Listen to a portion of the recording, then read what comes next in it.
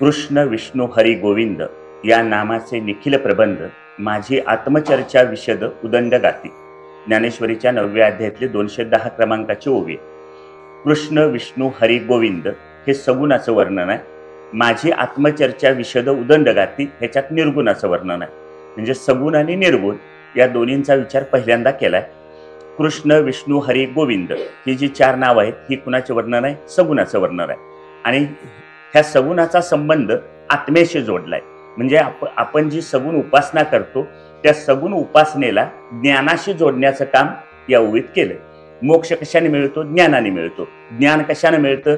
सगुण उपासनेनं मिळतं. म्हणजे सगुण उपासनेचा संबंध ज्ञानाशी जोडला आणि त्या ज्ञानाने आपल्याला काय मिळतो? मोक्ष मिळतो. म्हणून कृष्ण विष्णू हरी गोविंद ही सगुणाची 4 नाव आहेत. आणि माझी आत्मचर्चा विशद उदंड गाती. आत्मचर्चा, आत्मा हा कशाचा विषय आहे? निर्गुणाचा विषय. 12वा अध्याय भगवान श्रीकृष्णाने भगवद्गीतेत जो 12वा अध्याय सांगितला त्या 12व्या अध्यायाच्या सुरुवातीलाच एक प्रश्न विचारला. प्रश्न असा आहे, अर्जुनाने देवाला विचारलं की देवा, तुमच्या सगुण रूपाची उपासना करणारे सगुण उपासक श्रेष्ठ की निर्गुणाची उपासना करणारे निर्गुण उपासक श्रेष्ठ? भगवान श्रीकृष्णाने या प्रश्नाचं उत्तर देताना असं सांगितलं, निर्गुणाचं श्रेष्ठत्व निर्गुणाचं महत्व मान्य करून सुद्धा त्यांनी सगुणाच्या बाजूनं झुकतं माप दिलं. सगुणाच्या बाजूनं झुकतं माप का दिलं? तर आपण इथं बसलेले जे सगळे लोक आहोत म्हणजे 100रातले 99 लोक हे सगुण उपासनेचे अधिकारी आहेत. सगुणाची उपासना म्हणजे काय? समोर हनुमंताची मूर्ती आहे, रामाची मूर्ती आहे, कृष्णाची मूर्ती आहे, बरोबर? तर आपल्याला ह्या मूर्तीची उपासना करता येते. म्हणजे मूर्तीला डोळे भरून पाहता येतं. जिथं कुठं मूर्ती असेल देवालयात तर जाऊन आपण काय करू शकतो? पायानं चालत जाता येतं, हातानं नमस्कार करता येतो, डोळ्याने मूर्ती पाहता येतं, मुखानं त्याचं नाव घेता येतं, कानानं घेतलेलं नाव ऐकता येतं. म्हणजे आपली 5 ज्ञानेंद्रिय आणि 5 कर्मेंद्रिय त्या उपासनेसाठी वापरता येतात. समजा तुम्हाला म्हटलं ब्रह्माची उपासना करा तर तुम्ही काय करणार? तुम्हाला म्हटलं आत्म्याची उपासना करा तर तुम्हाला काय करता येणार? काही करता येत नाही. कारण का? तर ब्रह्म अनुपास्य आहे. म्हणजे ब्रह्माची उपासना करता येत नाही. ब्रह्माची उपासना करता येत नाही. पण देवळात जाऊन पांडुरंगाची उपासना करा, रामाची उपासना करा, भगवान शंकराची उपासना करा असं सांगितलं तर उपासना करता येते. सांगितलं काय की ब्रह्माची उपासना करता येत नाही, पण भगवंताची उपासना म्हणजे मंदिरात जाऊन रामाची, कृष्णाची, हरीची उपासना काय करता येते? करता येते. आता हे जे सगुण आणि निर्गुण असे 2 भाग केले. मी असं सुरुवातीलाच म्हटलं की आपण सगळेजण कशाचे अधिकारी आहोत? सगुणाचे अधिकारी आहोत. तुकाराम महाराज एका ठिकाणी म्हणतात, ते हे परब्रह्म विटेवरी. ते हे परब्रह्म विटेवरी. विटेवर कोण आहे? ब्रह्म आहे. किंवा आरतीत म्हटले, पुंडलिकाच्या भेटी परब्रह्म आले गा. पुंडलिकाला भेटायला कोण आलं? ब्रह्म आलं. आता आरतीत म्हटलंय ब्रह्म आलं आणि गोष्ट आम्हाला सांगते की पुंडलिकाला भेटायला विठ्ठल आले.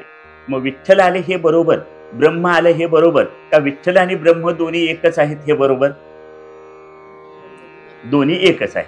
मग यातलं विठ्ठल हे त्याचं सगुण रूप आहे आणि ब्रह्म हे त्याचं निर्गुण रूप आहे. आता कळलं? म्हणजे विठ्ठल म्हटलं तरी ब्रह्म, कृष्ण म्हटलं तरी ब्रह्म, हरी म्हटलं तरी ब्रह्म. लक्षात आलं? त्याला म्हणायचं कृष्ण विष्णू हरी गोविंद ही सगुणाची नाम आहेत. हा वाच्यार्थ आहे. आणि ब्रह्म हा त्याचा काय आहे? लक्ष्यार्थ आहे. आपलं लक्ष कशाकडे पाहिजे? वाच्यार्थाकडं का लक्ष्यार्थाकडं? लक्ष्यार्थाकडं. उदाहरणार्थ समजा मी एका लग्न समारंभाला गेलो. लग्न समारंभाला गेलो. लग्नाला गेलो तेव्हा मध्ये मंडपात नवरा नवरी उभा होती. त्याच्या आजूबाजूला त्यांच्या परिवारातले लोक होते. आमच्यासारखे नंतर गेलेले लोक त्याच्या आजूबाजूला मंडपात उभा होते. अक्षता सुरू झाल्या. नवरा नवरीच्या जवळ होते, त्यांनी टाकलेल्या अक्षदा नवरा नवरीच्या डोक्यावर पडल्या. आम्ही जे होतो आम्ही टाकलेल्या अक्षदा मधल्या लोकांच्या डोक्यावर पडल्या. आमच्या मागे जे होते त्यांनी टाकलेल्या अक्षदा माझ्या डोक्यावर पडल्या. मला सांगा लग्न कुणाचं लागलं? नवरा नवरीचं. म्हणजे मंडपात 2000 माणसं असली तरी 1000 लोकांच्या डोक्यावर अक्षता पडलेल्या दिसल्या. म्हणजे काय 1000 लोकांच्या डोक्यावर जरी अक्षता पडलेल्या असल्या तरी त्यांची लग्न लागली नाही. लग्न कुणाचं लागलं? त्यावेळेला त्या मांडवात ज्या जोडीचं होतं त्यांचंच लागलं. म्हणजे अक्षता कुणाच्याही डोक्यावर पडू द्यात, टाकल्यात कुणासाठी? त्या नवरा नवरीसाठी. तसं तुम्ही तोंडानं राम म्हणता, कृष्ण म्हणता, हरी म्हणता, विठ्ठल म्हणता, हे फार महत्वाचं नाही. त्याचा खरा अर्थ काय आहे? ब्रह्म. म्हणून म्हटलंय कृष्ण विष्णू हरी गोविंद या नामाचे निखिल प्रबंध, माझी आत्मचर्चा विशद उदंड गाते. समर्थ रामदास स्वामींनी एक देवाचे 4 स्तर सांगितले. 4 स्तर म्हणजे कसे? आता बघा, समोर ही हनुमंताची मूर्ती आहे. इथलाच विचार करू. हनुमंताची मूर्ती कशावरून केली? कशापासून नाही. दगडाची केली, मातीची केली, सोन्याची केली, चांदीची केली असं नाही. मूर्ती कशावरून केली? तुमच्या गावात अनेक देवळं आहेत. दत्तात्रयांचं देऊळ असेल, गणपतीचं देऊळ असेल, विठ्ठलाचं मंदिर आहे किंवा हनुमंताचं मंदिर आहे. ह्या सगळ्या मूर्ती वेगवेगळ्या आहेत. ह्या मूर्ती आपण कशावरून केल्या? कशाच्या केल्या नव्हे, कशावरून केल्या? तर त्याचं उत्तर असं, ह्या मूर्ती आपण अवतारावरून केल्या. कशावरून केल्या? अवतारावरून. म्हणजे गणेश रूपात अवतार घेतला त्यावरून गणपतीची मूर्ती, राम रूपात अवतार घेतला त्यावरून रामाची मूर्ती, हनुमंतांचा अवतार झाला त्यावरून हनुमंताची मूर्ती. म्हणजे मूर्ती कशावरून केली? अवतारावरून केली. आता पुढं अवतार कोणी घेतला? भगवद्गीता सांगते, यदा यदा ही धर्मस्य ग्लानिर्भवती भारत. अवतार कोणी घेतला? ईश्वरानं घेतला. आणि शास्त्र सांगतं ईश्वर नावाचं तत्व ब्रह्म नावाच्या तत्वातून निर्माण झालं. म्हणजे ब्रह्म 1 नंबर, ईश्वर 2 नंबर, अवतार 3 नंबर आणि त्याची केलेली मूर्ती 4 नंबर. मग आता समोरच्या मूर्तीला नमस्कार केला तर तो पोहोचला कुणाला? मूर्तीला केलेला नमस्कार पोहोचला अवताराला. अवतार कोणी घेतला? ईश्वरानं. म्हणून नमस्कार कुणाला पोहोचला? ईश्वराला. आणि ईश्वर नावाचं तत्व कशातून निर्माण झालं? ब्रह्म नावाच्या तत्वातून. म्हणजे समोर मूर्तीला जरी नमस्कार केला तरी तो पोहोचला कुणाला? ब्रह्माला. झाडाच्या शेंड्यावर पाणी घातलं तर ते पोहोचतो कुठं? मुळाला. तसं समोरच्या मूर्तीला नमस्कार केला तरी तो पोहोचतो कुठं? ब्रह्माला. आता कळलं? मग आता कोणत्याही देवळात आपण गेलो आणि मूर्तीला नमस्कार केला, समोर हनुमंताचं मंदिर आहे, दत्तात्रयांचं मंदिर आहे, गणपतीचं मंदिर आहे, मग समोरच्या मूर्तीला नमस्कार करताना काय करायचं? नमस्कार जर ब्रह्मापर्यंत पोहोचायचा असेल तर पाठीमागच्या तिघांची आठवण करायची. समजा दत्त मंदिरात मी गेलो, दत्तात्रयांच्या मूर्तीला नमस्कार करताना मी पाठीमागच्या 3 गोष्टी आठवणीत आणायच्या. कोणत्या? ही मूर्ती, दत्तात्रयांची मूर्ती कशावरून केली? अवतारावरून केली. अवतार कोणी घेतला? ईश्वरानं घेतला. ईश्वर नावाचं तत्व कशातून निर्माण झालं? ब्रह्म नावाच्या तत्वातून. असं समजून समोरच्या दत्तात्रयांच्या मूर्तीला नमस्कार केला की नमस्कार कुठं पोहोचतो? ब्रह्मापर्यंत पोहोचतो. समजा मी देवळात गेलो, माझ्या डाव्या बाजूला कोण आहे, माझ्या उजव्या बाजूला कोण आहे, माझ्या पाठीमागनं कोण कोण आलंय, माझ्या पुढं कोण कोण उभा राहिलेत, पुढं गेलेल्यातल्या कुणी खडी साखर ठेवली, पुढं गेलेल्यातल्या कुणी तिथलं सफरचंद उचलून नेलं, ह्याच्याकडे जर मी बघितलं तर नमस्कार जिथं पोचायला पाहिजे तिथं पोचणार नाही. काय कळलं? 2 दर्शनातला फरक. आपल्याला जर खरं ब्रह्माचं दर्शन घ्यायचं असेल तर या 3 पद्धतीनं एकामागं एक एकामागोमाग कोणतं तत्व आहे ते आपण काय केलं पाहिजे? पाहिलं. विषय लक्षात आला? सगुण आणि निर्गुण. मग आता या सगुण आणि निर्गुणामध्ये काय भेद आहे का? तुकाराम महाराज म्हणतात, सगुण निर्गुण तुझं म्हणे वेद, तुका म्हणे भेद नाही नामी. तुझं सगुण म्हणू की निर्गुण रे, सगुण निर्गुण एक गोविंदो रे. किंवा ज्ञानदेवांचा एक छान अभंग आहे, सगुणाची सेज निर्गुणाची बाज. बाज म्हणजे खोट. नुसत्या खोटवर झोपा म्हटलं तर झोपता येईल का? नाही, जरा रुततंय.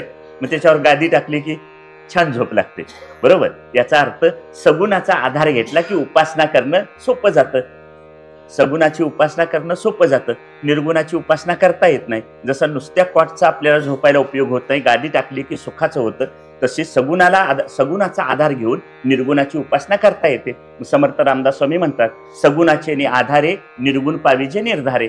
सगुणाचा आधार घ्या आणि निर्गुणापर्यंत पोहोचा. मग आता ह्या ओवी सांगितले, कृष्ण विष्णू हरी गोविंद या नामाचे निखिल प्रबंध.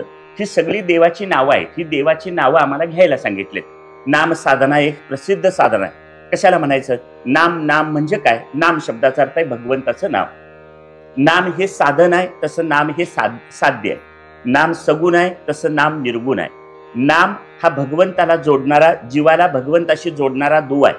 दुवा म्हणजे आता मी नदीवरनं आलो, नदीच्या 2 काठांना जोडणारा एक पूल आहे.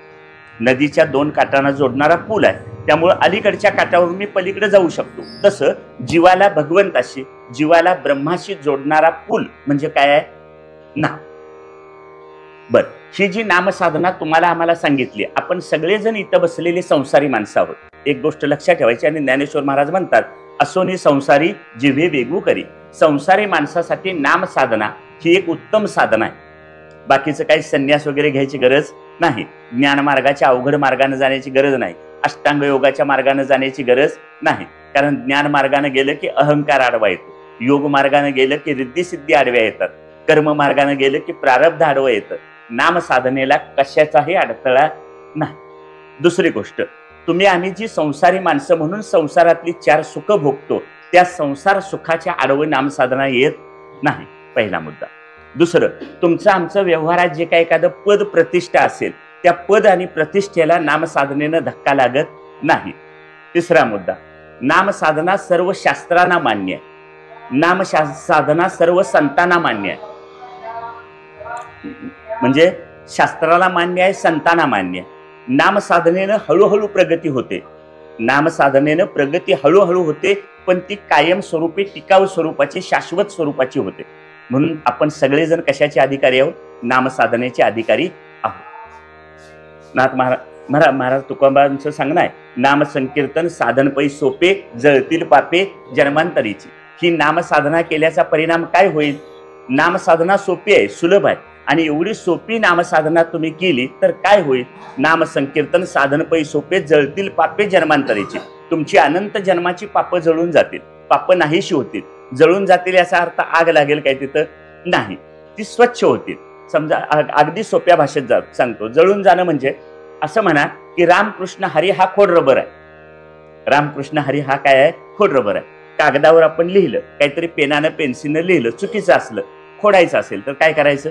खोड रबर वापरायचा. खोड रबर वापरला की तिथं जे काय उठलेलं असतं ते खोडून कागद काय होतो? स्वच्छ होतो. तसं आपल्याकडून चांगलं कर्म घडू दे, आपल्याकडून वाईट कर्म घडू दे, रामकृष्ण हरी म्हटलं की ते पुसून टाकलं जातं. का पुसून टाकायचं? समजा नाही पुसलं, वाईट कर्म केलं असेल तर वाईट कर्माचं फळ भोगायला जन्माला यावं लागतं. चांगलं कर्म केलं असेल तर चांगल्या कर्माचं सुखाचं फळ भोगायला जन्माला यावं लागतं. पुसून टाकलं की जन्म थांबला. त्यालाच म्हणायचं मोक्ष. ही आपली हातोटी आहे कर्माची. ही कर्मातली काय आहे? हातोटी आहे. मग ते चांगलं असू दे, वाईट असू दे, रामकृष्ण हरी म्हटलं की ते काय होतं? पुसून जातं, स्वच्छ होतो कागद. असं अंतःकरण स्वच्छ झालं की त्या तत्वाचं ज्ञान व्हायला काय होते? मदत होते. म्हणून म्हटलंय, नाम संकीर्तन साधन पै सोपे, जळतील पापे जन्मांतरीची. अनंत जन्माची आपल्याला माहीत असलेली नसलेली सगळी पापं जळून जातील. हरी उच्चारणे अनंत पापराशी, जातील लयासी क्षण मात्रे. नाम साधनेचा परिणाम काय होईल? अनंत जन्मातली आपल्याला काय अज्ञात ज्ञात असतील ते सगळी पापं नाहीशी होते. हा एक फायदा. दुसरं, हरिमुखे म्हणा पुण्याची गणना कोण करी. नाम घेतल्याचा परिणाम म्हणून पाप जाईल, नाम घेतल्याचा परिणाम म्हणून पुण्य वाढेल. तिसरा फायदा, नामस्मरण केल्याचा परिणाम म्हणून अंतःकरणातले काम क्रोध लोभ हे विकार निघून जातात. तुकोबा म्हणतात, काम क्रोध लोभ नासे तृष्णा माया, गाता गुणतया विठोबाचे. आणखी एक त्यांचा छान मला आवडलेला अभंग आहे. तुकोबा म्हणतात, तुका म्हणे देह भरिला विठ्ठले, काम क्रोधे केले घर रीते. म्हणजे तुकाराम महाराज म्हणतात, देह जर विठ्ठलाच्या नामानं भरला तर अंतःकरणातले काम क्रोध लोभ हे विकार घर खाली करतील. म्हणजे याचा अर्थ या शरीरात हाडं रक्त मांस आहे, त्याच्यात काय देवाला भरता येणार नाही. पण माझ्या अंतःकरणात मात्र काय आहे? काम क्रोध लोभ हे बळजबरीनं माझ्या अंतःकरणाच्या घरात राहायला आलं. त्यांना जबरदस्तीनं तिथं राहिलेत, त्याने आमच्या अंतःकरणाचं घर बळकावलंय. तिथनं आम्हाला काय करायचं आहे? काढायचं आहे. मग तिथनं काढायचं असेल तर काय करायला पाहिजे?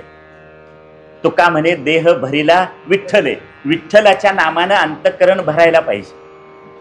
विठ्ठलाच्या नामानं अंतःकरण भरलं की अंतःकरणातले हे विकार, हे आमचं घर बळकावलेले शत्रू काय करतील? घर खाली करतील. मला वर्तमानपत्रात वाचून माहिती आहे, कोल्हापुरात काही कुळ काढणारे दादा लोक राहतात म्हणे. समजा माझं घर आहे 2 जाप्त्याचं, एका बाजूला मी राहतो, एका बाजूला कुळाला दिलेलं आहे. मला माझ्या मुलीचं लग्न ठरलं तर मला माझं घर वापरायला पाहिजे असतं. मग मी कुळाला सांगतो घर खाली करा, तुम्ही दुसरीकडे जा. मग कुळ म्हणतं 5 ते 10 वर्ष राहिलोय, नियमानं भाडं दिलंय, एवढ्या लगेच काही जाणार नाही. मग आता कुळ जायला तयार नाही, ती कदाचित कुळ कायदा सुद्धा लावतील इतकी वर्ष राहिलोय म्हणून. त्यामुळं मग मी कुळ काढणाऱ्या एखाद्या दादाचा आधार घेतो, त्याला 1000-500 दिले की तो कुळाला धाक धपडशा दाखवतो, भीती घालतो, मारहाण करतो. आणि मग त्या माझ्या दगड मातीच्या घरातलं कुळ बाजूला जातं. दगड मातीच्या घरातलं कुळ बाजूला काढायला कोल्हापुरातला दादा चालेल. माझ्या अंतःकरणाच्या घरातली कुळ काढायला कुठला दादा पाहिजे? पंढरपुरातला. त्यासाठी कुठला दादा पाहिजे? पंढरपुरातला. म्हणून तुकोबा म्हणतात, तुका म्हणे देह भरिला विठ्ठले, काम क्रोधे केले घररिते. आणखी एक नाम साधनेचा महत्वाचा परिणाम असा होतो, माणसं नेहमी म्हणतात माणसाच्या स्वभावाला औषध नाही, म्हणजे काय वाटेल ते झालं तरी स्वभाव बदलत नाही. आता आपल्याला इकडल्या बसलेल्या लोकांना माहिती आहे, ह्यांची तक्रार असते, किरकिर आहे नुसती.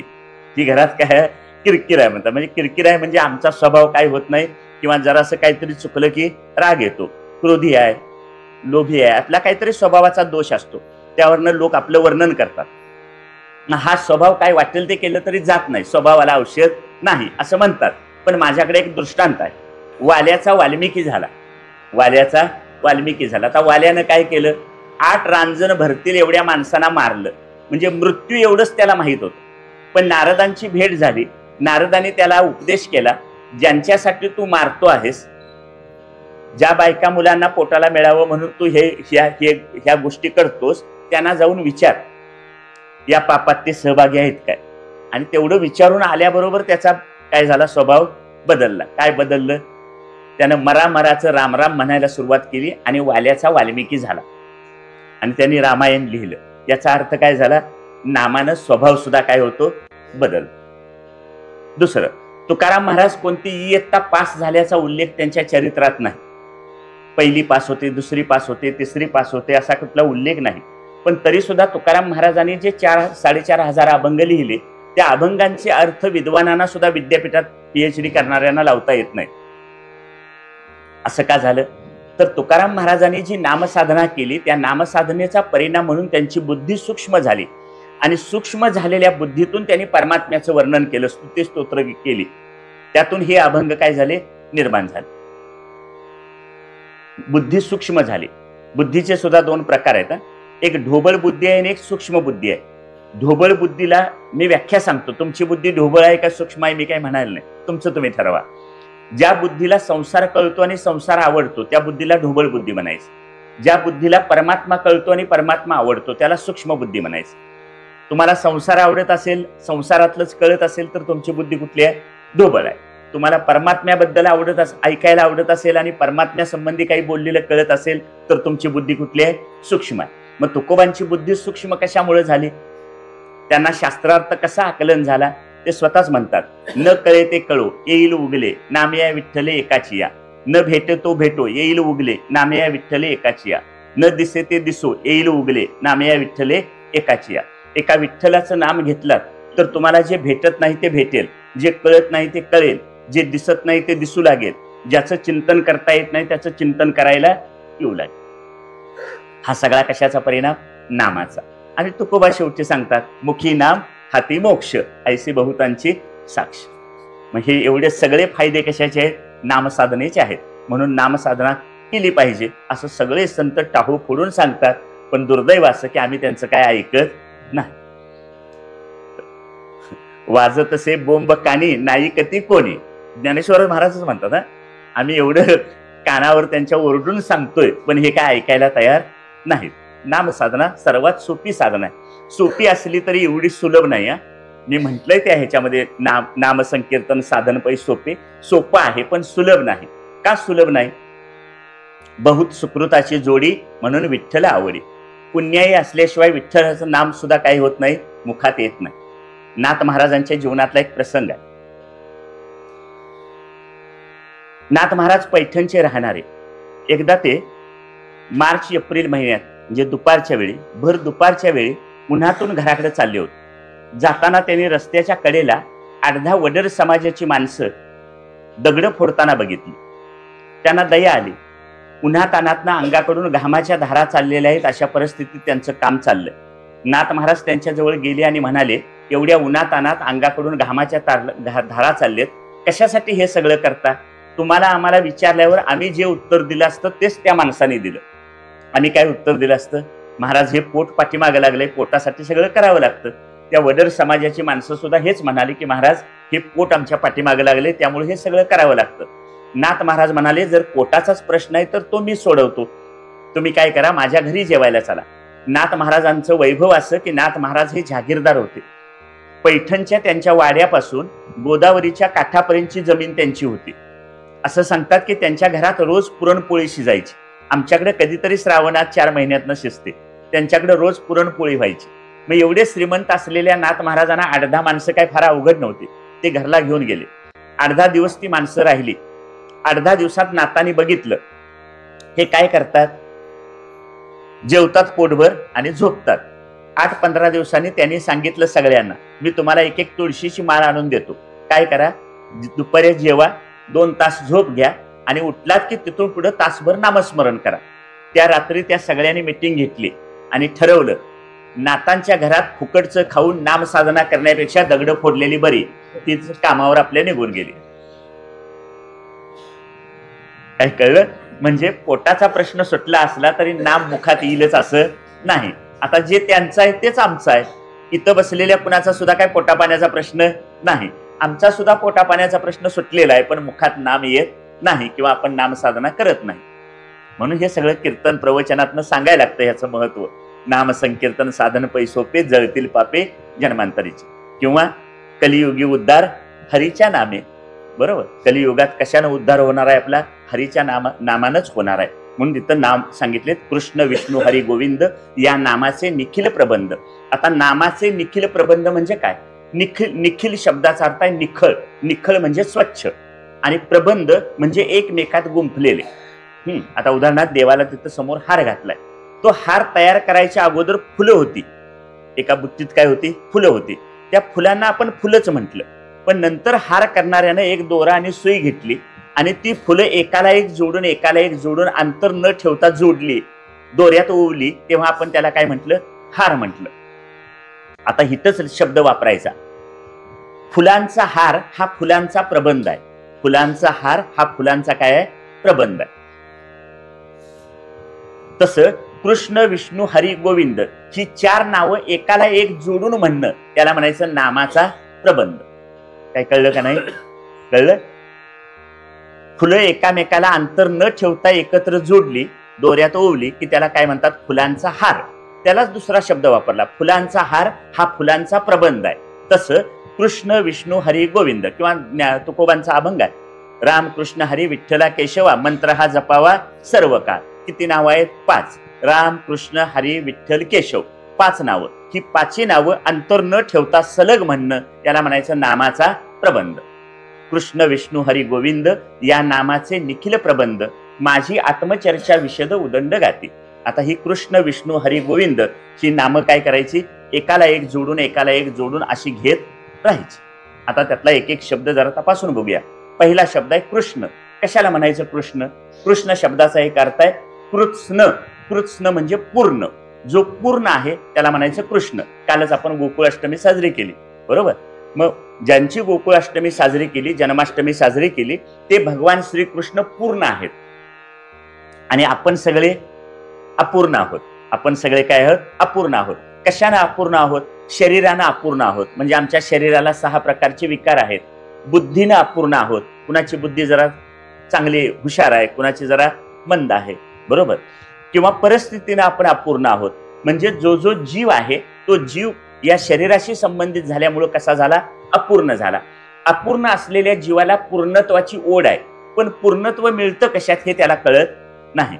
त्याला वाटतं सत्ता मिळाली म्हणजे पूर्णत्व मिळेल, संपत्ती मिळाली म्हणजे पूर्णत्व मिळेल, प्रसिद्धी किंवा कीर्ती मिळाली म्हणजे पूर्णत्व मिळेल. पण हे सगळं ज्यांना मिळालंय त्यांना विचारा, तुम्हाला पूर्णत्वाचा अनुभव आलाय काय? एक उदाहरण समजा, लता मंगेशकर नाव सगळ्यांना माहिती आहे तुम्हाला. लता मंगेशकर हजारो गाणी गायलेत त्यांनी. सत्ता संपत्ती यश कीर्ती प्रतिष्ठा सगळं मिळाले. जगप्रसिद्ध गायिका होत्या. 90व्या वर्षी गेल्या. 80व्या वर्षी त्यांच्या वाढदिवसाला टीव्हीवर त्यांची मुलाखत सुरू होती. पत्रकाराने लता दिदीने एक प्रश्न विचारला, सत्ता संपत्ती यश कीर्ती प्रतिष्ठा या सगळ्या गोष्टी तुम्हाला मिळाल्या, 80 वर्षाचं आयुष्य जगून झालं, जगून झालेल्या आयुष्याबद्दल तुम्हाला काय वाटतं? तेव्हा लता दिदी म्हणाल्या, अजून काहीतरी गायचं राहून गेलंय असं मला वाटतंय. म्हणजे काय? एवढं सगळं मिळालंय पण अजून पूर्णत्वाचा लाभ झाला नाही, अजून तृप्ती झाली नाही, अजून समाधान मिळालं नाही, काहीतरी हातातनं निसटून गेलंय. म्हणजे समजा आपण मुठीत अशी वाळू धरली की ती खालनं काय होते? पडत राहते आणि थोड्या वेळानं मूठ मोकळी होते. तसं संसारी माणसाचा संसार कधी पूर्ण होत नाही. हातातून काही ना काहीतरी सगळं काय होतं, निष्ठून जातं. मग अपूर्णता माणसाला छळत राहते, अस्वस्थता माणसाला बोचत राहते. बरोबर. मग पत्रकारानं पुढचा प्रश्न विचारला, तुम्हाला अजून काय गावंसं वाटतं? ते जरा आपल्या फायद्याचं होतं. लता मंगेशकर म्हणाल्या, अजून मला तुकोबाचे अभंग गावेसे वाटतात. हे दुसरं उत्तर बरोबर जास्त. पण पहिल्या उत्तरात काय सांगितलं? अजून काय पूर्णत्व मिळालं नाही, अजून काहीतरी गायचं राहून गेले असं वाटतंय. मग आता त्यांचं तसं तर आमचं कसं? बरोबर. ज्यांना हे सगळं मिळालं, सत्ता संपत्ती यश कीर्ती प्रतिष्ठा सगळं मिळालं, त्यांचं असं असेल तर आमचं काय? आम्हाला वाटतं त्यांना जे मिळालंय ते मला मिळालं तर पूर्णत्व मिळेल. पण ते ज्यांना मिळाले त्यांना विचारा, तुम्हाला तरी पूर्णत्वाचा अनुभव आलाय का? ते सांगतील नाही. मग पूर्णत्वाचा अनुभव कशात येतो? भगवद्गीतेचा शेवटचा श्लोक आहे, यत्र योगेश्वर कृष्णो यत्र पार्थो धनुर्धरा. योगेश्वर कृष्णच पूर्ण आहे. पूर्ण असलेल्या कृष्णाची प्रसन्नता लाभली, पूर्ण असलेल्या कृष्णाची माझ्यावर कृपा झाली तरच या जीवनात पूर्णत्वाचा अनुभव येतो. अन्यथा या जगातलं काहीही मिळालं तरी पूर्णत्वाचा अनुभव येत नाही. एक गोष्ट पूर्वी सांगितली असेल, पण आणखी एकदा सांगतो तुमच्या लक्षात. एकदा एक भिकारी एका सम्राटाच्या दारात आला, हातात कटोरा घेऊन उभा राहिला. कटोरा बघून सम्राटानं शिपायाला सांगितलं, त्याच्या कटोऱ्यात मुठपसा धनधान्य वाढ. शिपायानं मुठपसा धनधान्य घेतलं आणि त्याच्या कटोऱ्यात वाढलं. कटोरा क्षणभर भरला आणि दुसऱ्या क्षणी रिकामा झाला. शिपायाला कळेना असं काय घडलं. त्यानं दुसऱ्यांदा मुठपसा धनधान्य घेतलं, त्याच्या कटोऱ्यात वाढलं. कटोरा क्षणभर भरला आणि पुन्हा रिकामा झाला. 2 वेळा घडल्यावर त्याची उत्सुकता फारच वाढली. हे असं का होतंय बघावं म्हणून तिसऱ्यांदा मुठपसा धनधान्य घेतलं, त्याच्या कटोऱ्यात वाढलं. कटोरा क्षणभर भरला आणि पुन्हा रिकामा झाला. आता शिपाई पळत पळत सम्राटाकडे गेला आणि सम्राटाला बोलवून घेऊन आला. म्हणाला, दारात आलेला भिकारी अलौकिक आहे. त्याला मी 3 वेळा त्याचं धनधान्य कटोरा भरून वाढलं, पण त्याचा कटोरा काय भरायला तयार नाही. सम्राट आला. सम्राटानं 4थ्या वेळी मुठपसा धनधान्य घेतलं, त्याच्या कटोऱ्यात वाढलं. कटोरा 4थ्या वेळी क्षणभर भरला आणि पुन्हा रिकामा झाला. सम्राटानं पायावर डोकं ठेवलं भिकाऱ्याच्या आणि 3 प्रश्न विचारले. पहिला प्रश्न, हा कटोरा तू कशापासून बनवला आहेस ते मला सांग. पहिला किंवा असं म्हणा, पहिल्यांदा त्यानं विचारलं, तू कोण आहेस ते मला सांग. दुसऱ्यांदा विचारलं, हा कटोरा तू कुठल्या जादूगाराकडून आणलास का कुठल्या मंत्रानं मंत्रित केलास ते मला सांग. आणि तिसरा प्रश्न विचारला, हा कटोरा तू कशापासून बनवला आहेस ते मला सांग. त्यानं पहिल्या प्रश्नाचं उत्तर दिलं, मी कुठला वेश बदलून आलेला देवदूत नाही, मी सर्वसामान्य माणूस आहे. पहिल्या प्रश्नाचं उत्तर झालं. दुसरा प्रश्न विचारला होता, हा कटोरा कुठल्या जादूगाराकडून आणला का कुठल्या मंत्रानं मंत्रित केला ते मला सांग. त्या भिकाऱ्यानं उत्तर दिलं, हा कटोरा मी कुठल्या जादूगाराकडून आणलेला नाही किंवा कुठल्या मंत्रानं मंत्रित केलेला नाही. आता तिसरा प्रश्न फार महत्वाचा आहे. तो म्हणाला, तिसरा प्रश्न असा होता की हा कटोरा तू कशापासून बनवला आहेस. भिकाऱ्यानं सांगितलं, हा कटोरा मी अल्युमिनियम पासून बनवलेला नाही, हा कटोरा मी लोखंडापासून बनवलेला नाही, हा कटोरा मी तांब्यापासून बनवलेला नाही, हा कटोरा मी माणसाच्या हृदयापासून बनवलाय.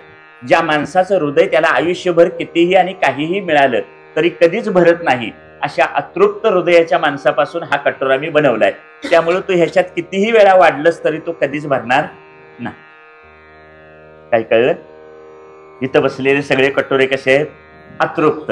म्हणजे आम्हाला कितीही मिळालं तरी आमचं तृप्ती होणार नाही. मग पूर्णत्व कशात मिळेल? भगवान श्रीकृष्णाची कृपा झाली तरच काय मिळेल? पूर्णत्वाचा अनुभव येईल. एक विनोबा भावेंनी सांगितलेला किस्सा सांगतो.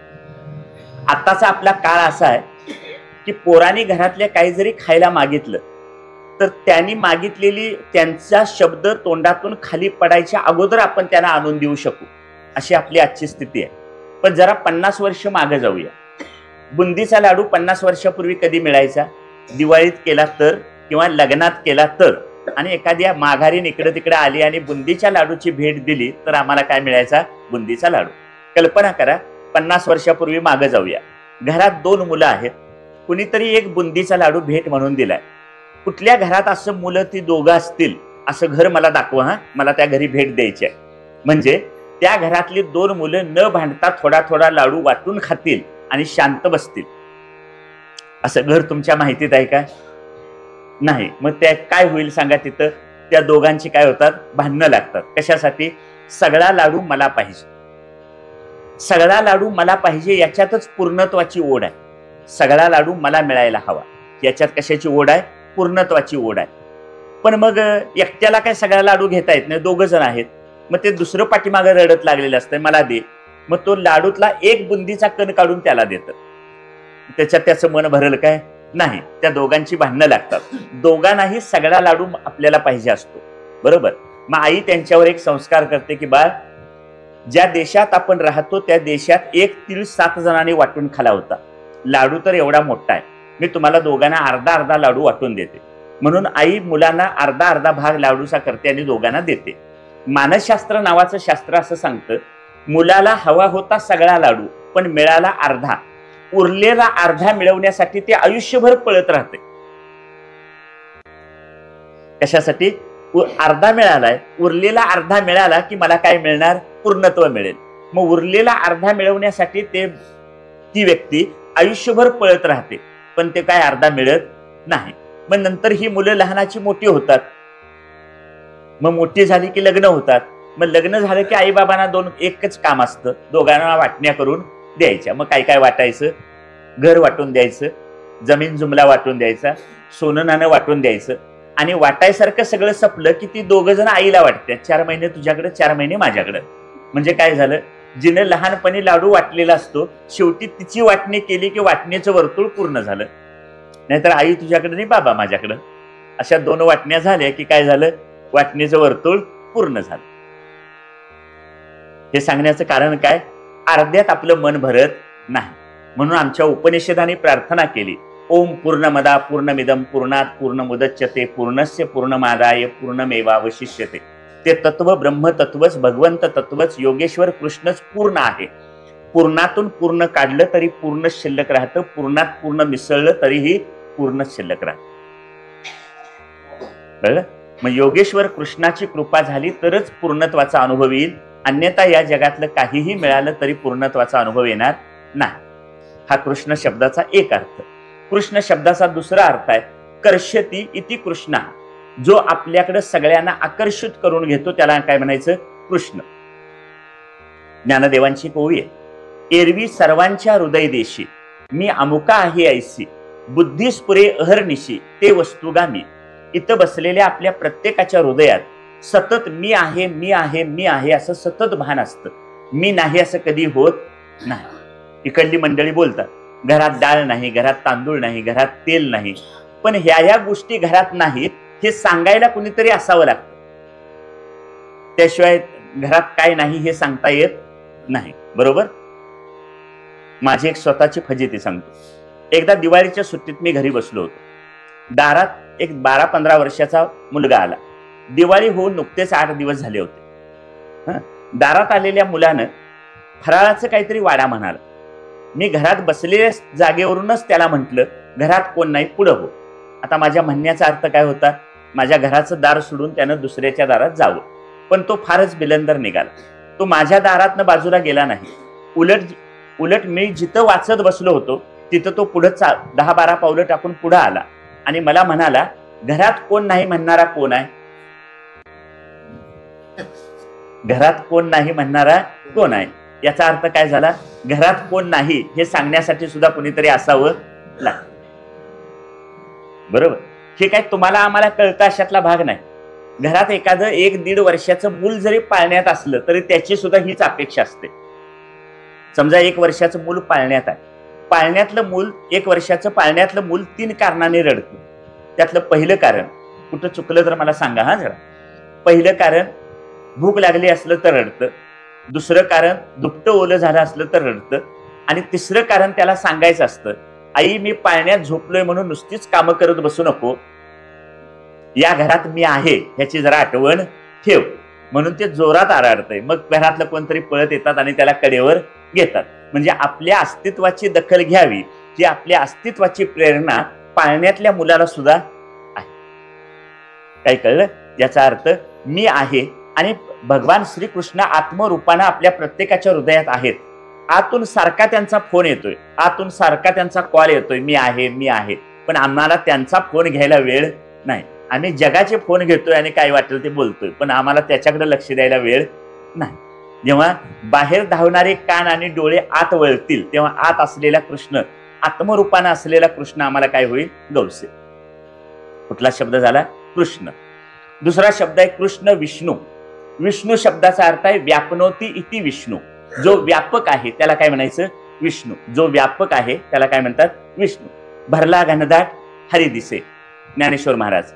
त्रिभुवन संचलेया विठ्ठलेगा, तुकाराम महाराज. रीता ठावया राघवा विन नाही, समर्थ रामदास स्वामी. सगळे संत एकाने सांगितलं सगळीकडे हरी भरून आहे, तुकाराम महाराज म्हणतात सगळीकडे विठ्ठल भरून आहे, समर्थ रामदास स्वामी म्हणतात सगळीकडे राम भरून आहे. राम म्हणा, कृष्ण म्हणा, हरी म्हणा, विष्णू म्हणा, हे सगळीकडे काय आहेत? व्यापून आहेत. आता भगवान विष्णू व्यापक आहेत आणि आम्ही मात्र संकुचित आहोत. आम्ही कशानं संकुचित आहे? मी शरीरानं संकुचित आहे, बुद्धीनं संकुचित आहे, परिस्थितीनं संकुचित आहे आणि ते कसे आहेत? व्यापक आहेत. ज्ञानेश्वर महाराज म्हणाले, हे विश्वची माझे घर, ऐसी मती जयाची स्थिर, किंबहुना चराचर आपणची जहाला. हे विश्वच माझं घर आहे असं कोण म्हणालं? ज्ञानेश्वर महाराज म्हणाले. मग हे विश्वच माझं घर आहे असं म्हणणारे ज्ञानेश्वर महाराज विश्व एवढे मोठे कशानं झाले? शरीरानं झाले का मनानं झाले? बोला की जरा. मनानं झाले. आता त्यांचं मन एवढं मोठं कशानं झालं? व्यापक असलेल्या परमात्म्यात त्यांनी मन ठेवलं म्हणून त्यांचं मन काय झालं? व्यापक झालं. तुकाराम महाराज म्हणाले, अणुरेणू या तोकडा तुका आकाशा एवढा. तुकाराम महाराज आकाश एवढे झाले. शरीरानं झाले का मनानं झाले? मनानं झाले. त्यांचं मन एवढं मोठं कशानं झालं? मन व्यापक असलेल्या परमात्म्यात ठेवलं, व्यापक असलेल्या विष्णूत ठेवलं, व्यापक असलेल्या विठ्ठलात ठेवलं म्हणून त्यांचं मन काय झालं? व्यापक झालं. म्हणून त्यांच्या तोंडून हे उद्गार आले. आम्ही आमचं मन कुठे ठेवलंय? माझी बायको, माझी मुलं, माझं 10 बाय 10च्या 4 खोल्यांचं घर. मग आमची भांडणं सुरू होतात. तुमच्या पावळणीचं पाणी आमच्याकडे आलं, आमच्या बाथरूमचं पाणी त्यांच्याकडे गेलं, सुरू भांडणं. आम्ही संकुचित झालो आहोत. अशा संकुचित वृत्तीच्या व्यक्तीला उद्देशून तुकाराम महाराज म्हणतात, संकोचुनी काय झालासी लहान, घेई आपोषण ब्रह्मांडाचे. अरे एवढा पळीपळीनं थेंबथेंबर पाणी घेऊन केशवाय नमः माधवाय नमः कसलं म्हणतोस? त्यापेक्षा सगळ्या ब्रह्मांडाचा घोट घे. मग आता सगळ्या ब्रह्मांडाचा घोट घ्यायचा असेल तर मी किती मोठं व्हायला पाहिजे? बरोबर. याला म्हणायचं काय? व्यापक होणं. विष्णू व्यापक आहेत. मग त्या व्यापक असलेल्या विष्णूचं नामसाधना मी केली तर मी सुद्धा कसा होईल? व्यापक होईल. मग मला व्यापकतेचा अनुभव येईल मन मी विष्णू मध्ये ठेवलं तर. विष्णू शब्दाचा दुसरा अर्थ आहे, विष्णू हे आमचं पालन पोषण करणारे आहेत. ब्रह्मदेवानी काय केलं? निर्मिती केली. विष्णू काय करतात? पालन पोषण करतात. आणि भगवान शंकर लय करतात. मग आता विष्णूंचं काम आहे पालन पोषण करणं.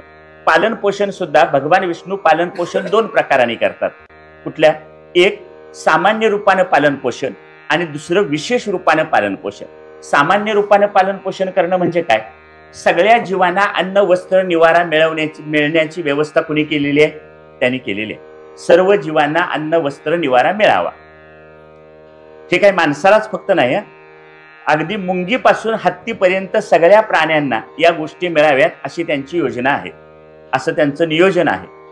मी माझं सांगतो. मी जन्माला आलो, मी 1 दिवसाचा होतो तेव्हा माझ्या आईच्या मांडीवर मी 1 दिवसाचा असताना माझ्यासाठी अन्न वस्त्र निवाऱ्याची सोय करून ठेवा असा काय मी ब्रह्मदेवाकडे किंवा विष्णूकडे अर्ज केला होता काय?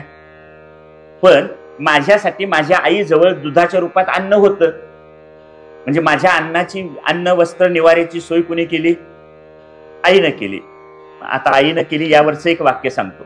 साने गुरुजी नावाचे एक महान विचारवंत होऊन गेले, गुरुजी शिक्षण क्षेत्रातले. ते असं म्हणतात, परमेश्वराला सर्वत्र हजर राहता यावं म्हणून त्यानं घराघरात आई निर्माण केली. काय वाक्य कळलं?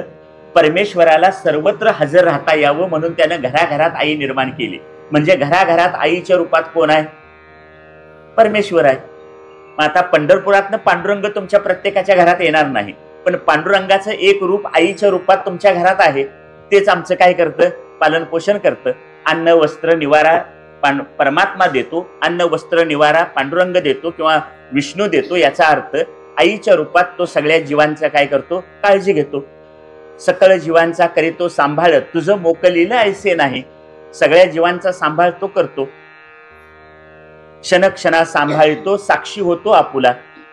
बरोबर. याचा अर्थ आपला सांभाळ करण्याचं काम कोण करतात? विष्णू करतात. म्हणजे सगळ्या प्राण्यांना, माणसालाच अन्न मिळावं असं नाही, किडा मुंगी पक्षी या सगळ्यांना अन्न मिळवण्याची सोय कोणी केलेली आहे? भगवंतानं केलेली आहे. पृथ्वीवर माणूस सोडून दुसऱ्या कुठल्याही प्राण्याला पैशाची गरज नाही. वाक्य बरोबर आहे का चूक आहे?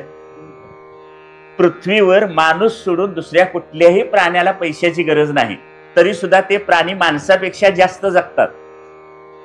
आणि माणूस आयुष्यभर कशाच्या मागे आहे? पैशाच्या मागे. कारण आम्हाला काय, पैशाशिवाय आमच्या गरजा भागत नाहीत. पूर्वीचा काळ होता, अन्न वस्त्र निवारा या 3 गरजा होत्या. आता 2 वाढल्या, आरोग्य आणि शिक्षण. 5 गरजा भागतील एवढं मिळवलं पाहिजे असं संतांचं सांगणं आहे. जोडून या धन उत्तम व्यवहारे, उदास विचारे वेच करी. किंवा ज्ञानेश्वर महाराज म्हणतात, देह निर्वाहापुरते अन्न आच्छादन, देह निर्वाहापुरते राहटवी हातापायाते.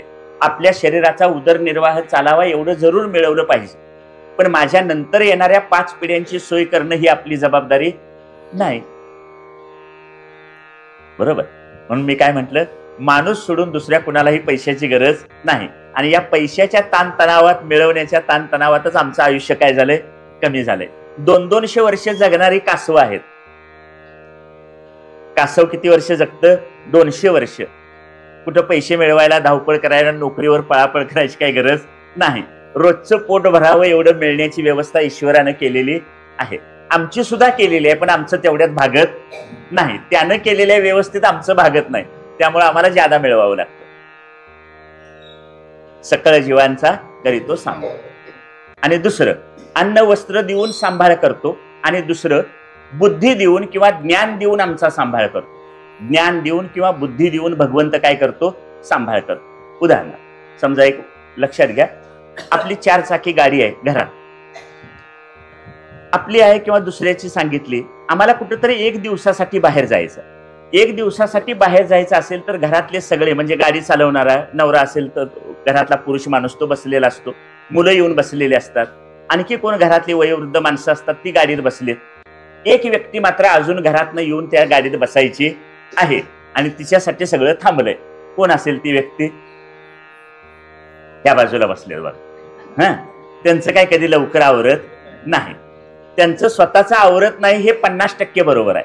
आता 50% त्यांच्यावरची वाढलेली जबाबदारी सांगतो, ती कधी आपल्या डोक्यात येत नाही. सगळे तुम्ही जाऊन गाडीत बसता तेव्हा तिला मात्र काही कामं करावी लागतात. पहिलं काम तिला स्वतःला आवरावं लागतं, आणि दुसरं, शेवटचं घराचं दार तिला बंद करावं लागतं, तिला कडी घालावी लागते. त्याला घरातल्या दारं खिडक्या सगळ्या तिनं बंद करायच्या असतात. मधला दरवाजा तिनं बंद करायचा, बाहेरचा दरवाजा बंद तिनं करायचा, कुलूप तिनं घालायचं, घराला गेट असेल तर गेट सुद्धा तिनं वडायचं, आणि मग तिनं गाडीत येऊन बसायचं. एवढ्या सगळ्या गोष्टीत तिला उशीर होतो. मग उशीर झाला की नवरा असेल गाडीत तर तो म्हणतो, हिचं असं सारखं आहे म्हणून मला हिला कुठं घेऊन जाऊच वाटत नाही. आणि पोरं असतील तर म्हणतात, आई तुझ्यामुळे सगळीकडे जायला वेळ होतोय, तुझं एवढं काही लवकर आवरत नाही. ती कशी बशी आवरून सगळं बसते गाडीत आणि म्हणते, 1 मिनिट थांबा, आलोच. 1 मिनिट थांबा म्हणून बाहेर पडलेली ती आई परत येते, परत घराचं गेट उघडते, मुख्य दरवाजा उघडते, आतली सगळी दारं उघडत शेवटच्या खोलीपर्यंत जाते.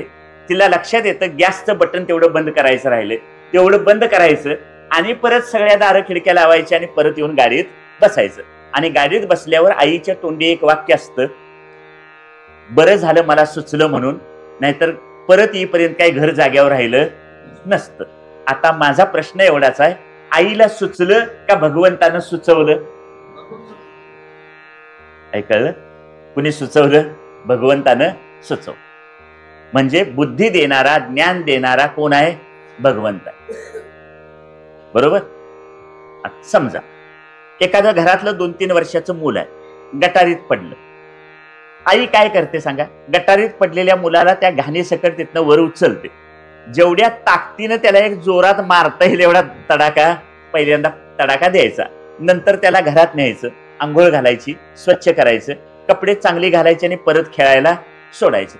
तुम्ही कशाकडे बघणार? आईनं घातलेला जोरात तडाखा बघणार का नंतर तयार करून त्याला बाहेर पाठवलं याच्याकडे बघणार? आपलं लक्ष कशाकडे आहे माहितीये? तडाख्याकडे. आता देव सुद्धा आम्हाला असा कधी कधी तडाखा देतो, त्याच्या दृष्टीनं आम्ही संसारात पडलेली माणसं म्हणजे गटारीतच पडलेली माणसं आहे. भगवंताच्या दृष्टीनं संसारात पडलेली आमच्यासारखी माणसं किंवा व्यसनाधीन झालेली माणसं म्हणजे आम्ही काय आहोत, गटारीतच पडलेले आहोत. आम्हाला सुद्धा बकोट्याला धरून ते उचलतात आणि एक जोराचा तडाखा देतात. हा तडाखा कशाचा असतो? जीवनातल्या एखाद्या प्रिय व्यक्तीला घेऊन जाण्याचा असतो, आरोग्य बिघडण्याचा तडाखा असतो, किंवा कशात तरी आर्थिक नुकसान होण्याचा असतो. काय म्हटलं कळलं?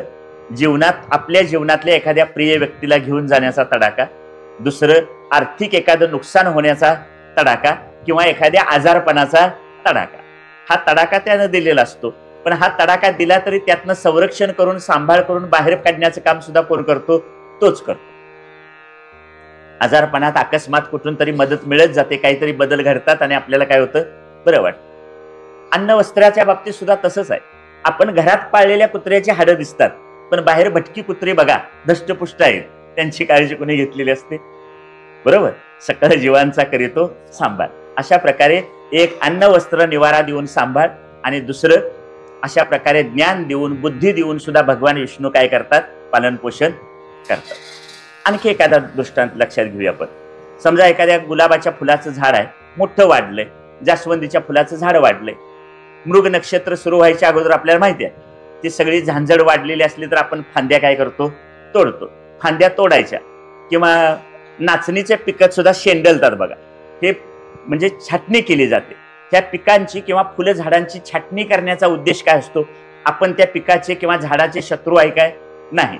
तर छाटणी केली की त्याला नवीन फुटवे येतात, त्याचे नवीन काय होते? वाढ होते. भगवंत सुद्धा आमच्या जीवनात बऱ्याच वेळा आमची सुद्धा काय करतो? छाटणी करतो.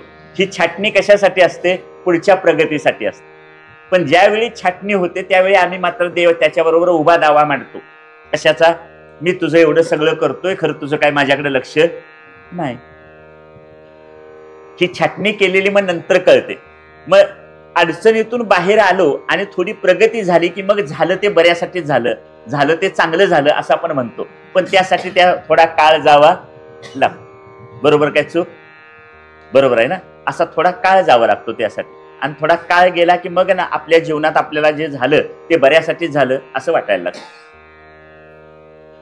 आपल्या संसारिक जीवनात काही प्रतिकूल गोष्टी घडतात. त्या संसारातल्या प्रतिकूल गोष्टी ही परमार्थातली अनुकूलता असते. उदाहरणार्थ तुकाराम महाराज म्हणाले, बरे झाले देवा निघाले दिवाळे, बरी या दुष्काळे पिढा गेली. म्हणजे काय झालं? दुष्काळ पडला हे बरं झालं. बरे झाले देवा मेली बाईल कर्कशा. पुढे म्हणतात देवे माया सोडविले. म्हणजे बायको मरण पावली हे बरं झालं, देवानं मला मायेतनं काय केलं? सोडवलं. उद्योगधंदा बुडाला, दिवाळं निघालं, दुष्काळ पडला, हे सगळं बरं झालं. हे सगळं बरं झाल्याचा परिणाम म्हणून संसारातून मन काढून पांडुरंगाजवळ ठेवता आलं. म्हणजे परमार्थात जो प्रपंचात ज्या प्रतिकूल गोष्टी घडल्या, प्रपंचात ज्या दुःखद गोष्टी घडल्या, त्याचा उपयोग परमार्थातल्या प्रगतीसाठी करता आला. आमच्या जीवनात असं घडलं तर तुकोबा म्हणाले तसं आम्ही म्हणत नाही. बरोबर. आम्ही असं म्हणू, बरे झाले देवा निघाले दिवाळे, बरी या दुष्काळी पिढा गेली. आम्ही आंदोलन करू आणि म्हणू सरकारनं आम्हाला एखादं पॅकेज द्यावं. बरोबर. पण तुकाराम महाराज असं म्हणाले नाहीत. आपल्या जीवनात ज्या ज्या गोष्टी दुःखाच्या घडल्या, ज्या प्रतिकूल गोष्टी घडल्या, त्याचा त्यांनी सकारात्मक उपयोग करून घेतला. काय सकारात्मक उपयोग केला? प्रपंचातून मन काढलं आणि परमात्म्यात ठेवलं. समचरण दृष्टी विटेवरी साजिरी, तेथे माझे हरी वृत्ती राहो. आपली वृत्ती म्हणजेच मन परमात्म्याजवळ ठेवलं. परमात्म्याजवळ मन ठेवल्याचा परिणाम म्हणून मन परमात्म्या एवढं व्यापक झालं. परमात्मा आनंदरूप आहे तसं ते आनंदरूप झालं. आता कोठे धावे मन तुझे चरण देखील या, भाग गेला शिन गेला अवघा झाला आनंद. मन परमात्म्याजवळ ठेवल्याचा हा परिणाम झाला. आता आपण सगळेजण आहोत, आम्ही तरी अजून मन परमात्म्यात ठेवलंय काय? नाही ठेवलेलं. का? तर संसारातनं काही क्षणिक सुख मिळतात, त्या क्षणिक सुखामुळे आमचं सुद्धा मन अजून कशात आहे? संसारात आहे. अजून ते तिकडून काढून आणून आपण इकडे ठेवलेलं नाही. मग आपल्या प्रापंचिक जीवनात घडणाऱ्या काही दुर्घटनांचा उपयोग करून मन कुठे ठेवायला पाहिजे? परमात्म्यात ठेवायला पाहिजे. म्हणजे तिकडली प्रतिकूलता ही इकडली काय असते? अनुकूलता असते. कशाचा अर्थ सांगितला? विष्णू, कृष्ण, विष्णू. तिसरा शब्द आहे हरी. हरी शब्दाचा अर्थ आहे हरती इति हरी. जो हरण करतो किंवा नाहीस करतो त्याला काय म्हणायचं? हरी. कशाचं हरण करतो? जर आपण पहाटे उठून हरी हरी म्हणालो तर हरी आमच्या जीवनातलं अज्ञान दूर करतो, म्हणून त्याला हरी म्हणायचं. पहाटे उठून जर आपण हरी हरी म्हटलं तर हरी आमच्या जीवनातलं दुःख दूर करतो, म्हणून त्याला काय म्हणायचं? हरी. हरी हरी म्हणाल्याचा परिणाम काय? हरी आमच्या जीवनातलं हरी आमच्या जीवनातलं दुःख दूर करतो आणि हरी आमच्या जीवनातलं अज्ञान दूर करतो. म्हणजे अज्ञान घालवणारा आणि दुःख घालवणारा, म्हणून त्याला काय म्हणायचं? हरी. जुन्या काळात एक रेडिओवर भुपाळी लागायची. पहाटेच्या या प्रहरी म्हणा हरी हरी, तुका म्हणे जन्मावरी ठेवा तुळस मंजिरी. जर तुम्ही पहाटे उठून हरी हरी म्हणालात तर तुम्ही जन्मावर तुळस ठेवल्यासारखी होईल. जन्मावर तुळस ठेवणं म्हणजे काय? जन्माशी असलेला आपला संबंध तोडून टाकणं. का जन्माशी संबंध तोडून टाकायचा? ज्याचा जन्माशी संबंध तुटतो फक्त त्याचाच मरणाशी असलेला संबंध तुटतो. आणि तुमच्या आमच्या जीवनात सगळ्यात मोठी भीती कशाची आहे? मरणाची. मग मरणाच्या भीतीतनं सुटायचं असेल तर उपाय काय करायचा? जन्माला यायचं नाही. आणि मग जन्माला यायचं नसेल तर काय करायचं? पहाटे उठून हरी हरी म्हणायचं. समर्थ रामदास स्वामी सांगतात, प्रभाते मनी राम चिंतित जावा. सकाळी उठा आणि उठल्याबरोबर रामाचं चिंतन करा. ज्ञानेश्वर महाराज म्हणतात, हरिमुखे म्हणा हरिमुखे म्हणा. सगळे संत आम्हाला नाम साधना सांगतात ती यासाठीच. जन्म मरण परंपरा दूर होणं, यालाच काय म्हणायचं? मोक्ष. हा मोक्षाचा साईड इफेक्ट आहे. मोक्ष शब्दाचा खरा अर्थ आहे आनंद. ह्याच्यात म्हणते बघ, हरी हरी हरी मंत्र हा शिवाचा, म्हणती जेवाच्या तया मोक्ष. मोक्ष म्हणजे काय? मोक्ष म्हणजे आनंद. अवघाचे संसार सुखाचा करीन, आनंदे भरीन तिन्ही लोक. कोण म्हणाल? ज्ञानेश्वर महाराज. आनंदाचे डोही आनंद तरंग, आनंदाचे अंग आनंदाची. कोण म्हणाल? तुकाराम महाराज. अवघेची त्रैलोक्य, आनंदाचे आता, चरणी जगन्नाथा चित्त ठेले, नाथ महाराज. सगळे महाराष्ट्रीयन संत आनंदाची भाषा बोलतात. म्हणून मोक्ष म्हणजे आनंद, आनंद म्हणजे मोक्ष. हरी हरी हरी मंत्र हा शिवाचा, म्हणती जेवाच्या तया मोक्ष. आणि शेवटचा चौथा शब्द आहे कृष्ण विष्णू हरी गोविंद. गोविंद शब्दाचा अर्थ आहे गो म्हणजे इंद्रिय. गो म्हणजे काय? इंद्रिय. आणि इंद्रिय ज्याच्या सत्तेवर काम करतात अशा आत्म्यालाच काय म्हटले? गोविंद. म्हणजे आता आत्मतत्व किंवा ते चैतन्य माझ्या आत आहे, म्हणूनच माझे डोळे पाहू शकतात, कान ऐकू शकतात, जिभेला चव कळते, नाकाला वास कळतो, त्वचेला स्पर्श कळतो. कुणामुळं? ते आत्मतत्व आत आहे म्हणून, त्या चैतन्यामुळं. प्रेताला सुद्धा डोळे असतात. त्याच्यासमोर असा बोट धरली आणि किती सांग म्हटलं तर सांगेल काय? सांगितले तर तुम्ही तिथं उभा राहशील काय? नाही राहणार. बरोबर. याचा अर्थ त्याला डोळे असतात पण ह्याचं ज्ञान होत नाही. कारण ज्ञानरूप असलेला ज्ञानमय असलेला आत्मतत्व आत नाही. म्हणून केनोपनिषद नावाचं एक उपनिषद आहे. ते उपनिषद सांगतं केनेशितम प्रेषितम मनहा. हे मन कोणाची प्रेरणा घेऊन मन कार्यरत होतं? कोणाच्या प्रेरणेनं डोळे पाहतात? कोणाच्या प्रेरणेनं कान ऐकतात? म्हणून केनोपनिषद त्याचं वर्णन करताना म्हणतं आत्म्याचं. आत्मा म्हणजे कानाचा कान, मनाचं मन, डोळ्याचा डोळा. डोळ्याचा डोळा म्हणजेच कोण? आत्मा. कानाचा कान म्हणजेच कोण? आत्मा. मनाचं मन म्हणजे कोण? आत्मा. म्हणजे आपली सगळी इंद्रिय कोणाच्या सत्तेनं काम करतात? त्या आत्मसत्तेनं काम करतात. तर हा फॅन फिरतोय, फॅनच्या पाठीमागे ऊर्जा आहे म्हणून फॅन फिरतो. बरोबर. फ्रीज पदार्थ गार करायचं काम करतो, तीच ऊर्जा आहे. इस्त्री कपडे गरम करण्याचं काम, कपड्यांना इस्त्री करायचं काम करते, म्हणजे तिथं काय होतात? गरमपणा येतो. कशाचा परिणाम आहे? ऊर्जेचा. म्हणजे ही सगळी उपकरणं एका ऊर्जेवर चालतात. तसं हे सगळं त्या ऊर्जेवर म्हणा, चैतन्यावर म्हणा, आत्मतत्वाच्या सत्तेवर हे सगळं चालतं. मग मी जेव्हा गोविंद म्हणेन तेव्हा कुणाकडे लक्ष पाहिजे? इंद्रियांचा जो मुख्य स्तोत्र आहे, मुख्य प्रेरणा कोणाची आहे? परमात्म्याची आहे, आत्म्याची आहे. त्याच्याकडे लक्ष पाहिजे. म्हणून ते ओवीत म्हटलंय कृष्ण विष्णू हरी गोविंद या नामाचे निखिल प्रबंध, माझी आत्मचर्चा विशद उदंड गाती. कृष्ण म्हटलं तरी त्याचा अर्थ आत्मा, विष्णू म्हटलं तरी त्याचा अर्थ आत्मा, हरी म्हटलं तरी त्याचा अर्थ आत्मा, आणि गोविंद म्हटलं तरी त्याचा अर्थ आत्मा. नावं 4 आहेत पण त्याचा अर्थ मात्र काय आहे? एकच आहे. कृष्ण विष्णू हरी गोविंद या नामाचे निखिल प्रबंध, माझी आत्मचर्चा विशद उदंड गाती. असं जर त्या कृष्ण विष्णू हरी या सगुण नामाचं आणि अधूनमधून त्याच्या निर्गुण रूपाचं चिंतन करत राहणारे जे महात्मे आहेत ते मला येऊन काय होतात? मिळतात, किंवा त्यांना आनंदाचा लाभ होतो. आणि मग तुकोबांचा जो अनुभव आहे तो अनुभव आपल्याला सुद्धा लाभतो. आनंदाचे डोही आनंद तरंग असा अनुभव आपणा सर्वांना लाभावा अशी प्रार्थना करून थांबतो. धन्यवाद. तुला